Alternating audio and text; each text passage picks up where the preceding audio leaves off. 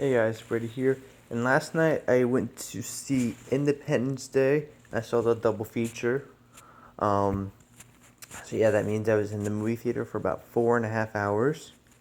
Uh, yeah, and so I saw Independence Day, 1 and 2. And Alright, so anyway, uh, during the first movie, there's this guy blasting his music. And so I got up. We sat at the very top. I sat at the very top of the auditorium. Got up and walked down to the not to the bottom, but a couple rows down, and I didn't hear his music anymore.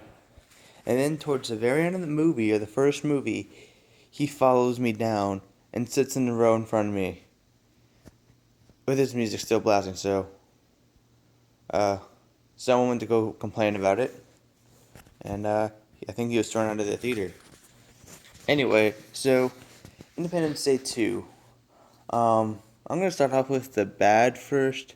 Um, in the movie, your wish. Since I saw them back to back, I was like, oh, I wish Will Smith was in this. Will Smith would make it good, but since Will Smith wanted $50 million and Fox wouldn't give it to him, he's like, you know what, I'm not doing this movie. So, uh, yeah, there was like certain parts like I wish Will Smith was in this scene. Will Smith would have made it better, but and then Brett Spiner was in the movie, but he didn't really need to be in the movie. I liked his character though. Um, what's it called? There's just too many subplots. Like a subplot with David's dad, and he finds like these kids. Actually, the kids find him, and then he has to drive a school bus back. Um, it's pretty much like the original movie, where it has all these weird conveniences where one character is far away from the other character, and somehow they meet up. It's pretty much like the first movie, except 20 minutes shorter, which kind of sucks. I was hoping this movie would be 2.5 hours, but it's just 2 hours long. But whatever. Um, I thought Liam Hemsworth was gonna suck when I first heard Liam Hemsworth was doing Independence Day Resurgence. Like, ah, really? They chose the guy from the last song and Paranoia to be in Independence Day 2. And then I saw, like, wow, he's actually not that bad. I actually enjoyed his character. Um, him and Will Smith's son, what's his name? I think his name's like Devin or something, have some conflict with each other because of something that happened to them a couple years ago during like this training. They're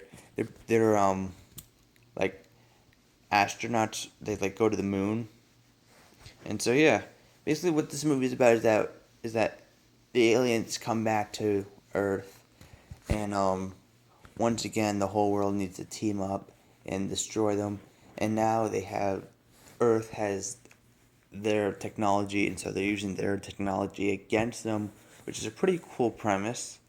Um, I think it was so cool to see like this spaceship just like hover over Earth, and then you just see like buildings just break in half, like they're like being like torn to shreds, and it's like floating up, and then I thought that was pretty cool to see. Um, Cars are being like lifted. It's kind of like the kind of felt like the scene at the end of Transformers 4. I know it's not a good scene comparison, but kind of felt like Transformers 4 with like all the cars being like sucked up into the air. Um, but yeah. Um, so once again, the what's it called? The like America calls all of the countries and like, oh, we need to team up. We need to take down these aliens. Once again, and yeah, pretty much get the same beats from the first movie. Um, don't want to really spoil much, but yeah. So, other than no Will Smith, uh, some of the characters were so. I actually enjoyed this movie.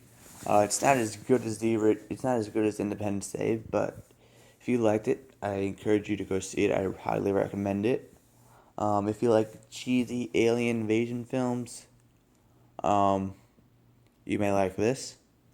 Uh, I, for one, walked in knowing I was going to get like a cheesy disaster alien movie, and I got precisely that, um, minus Will Smith.